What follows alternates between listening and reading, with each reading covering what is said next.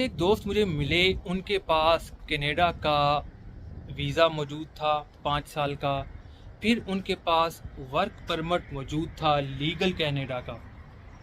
और उसके बावजूद उनकी हालत ये थी कि वो कनाडा में लीगली तौर पर काम नहीं कर सकते थे।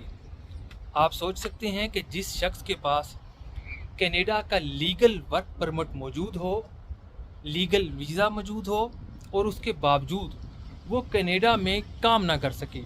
क्या ऐसी वजह है, कैसा हुआ? तो उसकी मैं डिटेल बताता हूँ कि वर्क परमिट के नाम पर कनाडा में कितना बड़ा फ्रॉड हो रहा है। और खुदारा खुदारा खुदारा वर्क परमिट से बचें। अगर आप लेते हैं वर्क परमिट तो किसी बहुत ही ज़्यादा एतमाद वाले बंदे से वर्क परमिट मंगवाएं, ताकि आपके पैसे डूबे ना और आप खुवारी से बच सकें।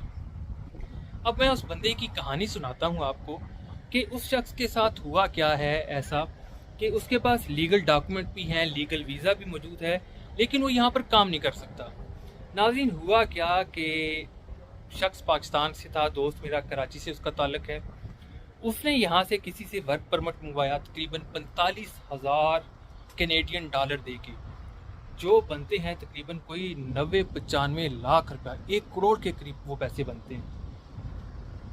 उसका सारा प्रोसेस हुआ, 6 महीने का प्रोसेस हुआ, उसको वर्क परमिट मिल गया।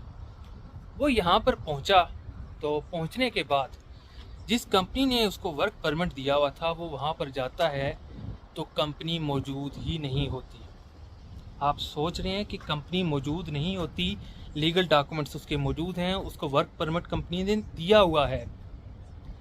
यहाँ पर वो पहुँचता है तो कंपनी मौजूद नहीं होती। वो मालूम करता है लीगल रिसोर्सेज से कि मेरे पास ये वर्क परमिट मौजूद है, कंपनी यहाँ पर नहीं है, मैंने तो इतना पैसा पे किया हुआ है, मैं काम कहाँ पर करूँगा। तो उसको बताया ये जाता है कि कंपनी डिफ़ॉल्ट कर चुकी है, कंपनी के पास पैसा नहीं था तो कंपनी बंद हो गई। कंपनी तो बंद होगी, उसका नुकसान हुआ, लेकिन जो वो इतना पैसा लगा कर आया उसका कौन जिम्मेदार है?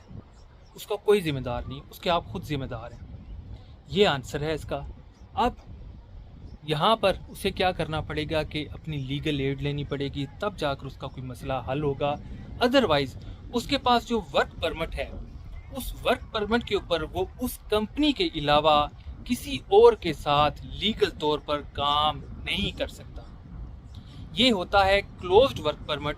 और क्लोज्ड वर्क परमिट पर आप सिर्फ काम कर सकते हैं जिस कंपनी के वर्क परमिट पर आप कनाडा में दाखिल हुए हैं। तो खुदारा, यहाँ पर वर्क परमिट लेने से पहले, इस तरह का सोचने से पहले 1000 बार सोचें कि आप करने क्या जा रहे हैं। ये ना हो कि आपकी ज़िंदगी की जमा पूंजी ज़ाया हो जाए और आप यहाँ पर आके धक्के खाएं और ख्वार हों। ये मेरी आप पाकिस्तानी दोस्तों से एक इल्तिजा है।